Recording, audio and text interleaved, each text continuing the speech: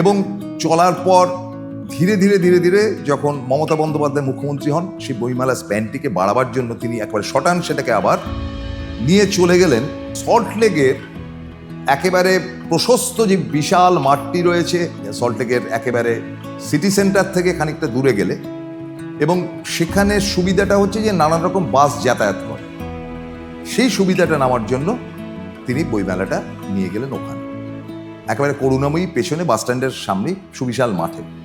বইমেলা এবারও হচ্ছে, এবং বইমেলাতে একসময় আমরা সিটিভিএন কিন্তু নিয়মিত স্টল দিতাম। বইমেলা বইয়ের সঙ্গে সঙ্গে মিডিয়া হাউসগুলো কিন্তু স্টল দিত তাদের প্রচার বা প্রসারের জন্য, সমস্ত মিডিয়া হাউসই দিত। এখন মিডিয়া হাউসের কিন্তু অত চল নেই। মূলত খবরের কাগজওয়ালারা, আনন্দবাজার বা সংবাদ প্রতিদিন ইত্যাদি বা বর্তমান বা আজকাল ইত্যাদি, তারা নিজেদের স্টল দেয়, কারণ তাদের নিজেদের বইও আছে। আমরা কিন্তু দেখেছি যে সেখানে কিন্তু এখন বই বিক্রির থেকেও বেশি ভিড়টা হচ্ছে কিন্তু নানান রকম মজাদার ব্যাপার স্যাপার হচ্ছে বইয়ের বাইরে। আর খাবার দোকান তো রয়েছেই, খাবার স্টলগুলোতে দাম প্রচুর বেশি, কিন্তু লোকে খাচ্ছে দেদার।